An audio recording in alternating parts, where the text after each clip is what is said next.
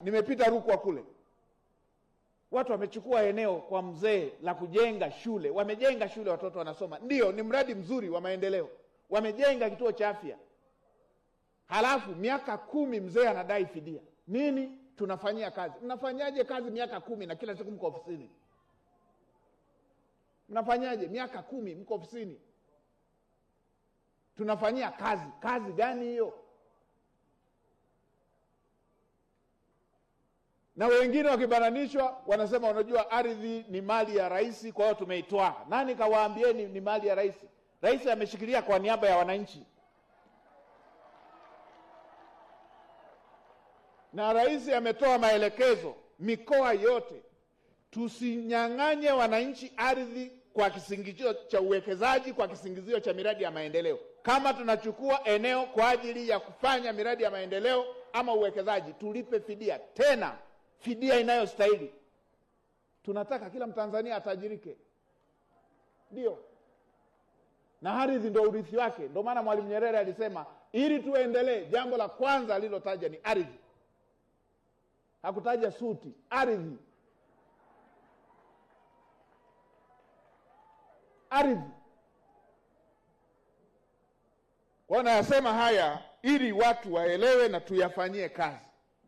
Na nimesema kila kona ninakopita migogoro, hata hapa nimeshapokea makaratasi hapa chungu nzima hapa, migogoro ya ardhi, mashamba, ardhi, na watu wanapokea malalamiko ya watu, wanapokea kero, wanapokelea kulia, wanageukia kushoto kama wamesalimiwa. Lazima haya mambo tuyafikishe mwisho, tuyafikishe yaliyoko kwenye mkoa wetu mwisho.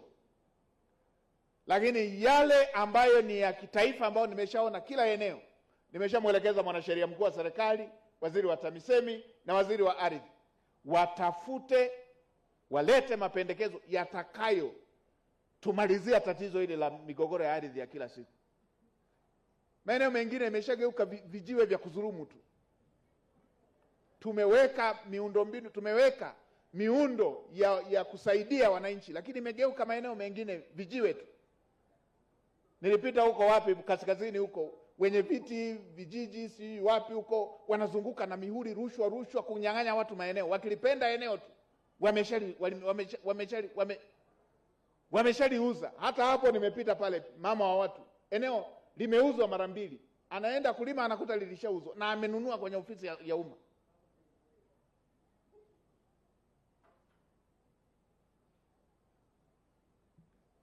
Alafu wanabakia kusema, sasa waziri mkuu mbona anakasirika? Sasa watu wakiudhi wananchi hivi, mnataka niwaimbie mapambio?